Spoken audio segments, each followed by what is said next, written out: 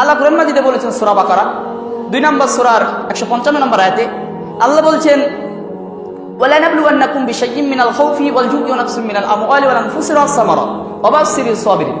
আল্লাহ বলছেন যে আমি তোমাদের কিছু ভয় দিয়ে, কিছু ক্ষুধা দিয়ে, কিছু ফল ফসলের লোকসান দিয়ে আমি তোমাদের পরীক্ষা করব, আর তোমাদের মধ্যে যারা ধৈর্যশীল তাদের সুসংবাদ দাও। তাহলে আল্লাহ বলছেন কিছু ভয় দিয়ে, কিছু ক্ষুধা দিয়ে, কিছু ফল ফসলের লোকসান দিয়ে। এখন যদি আপনি ঈমান না থাকে, তাহলে এই যে রোদের কারণে আপনার হয়তোবা কোনো ফসল নষ্ট হয়ে যাচ্ছে, আপনার ঈমান নেই, এখন আপনি কি করবেন? আল্লাহকে দোষী করবেন।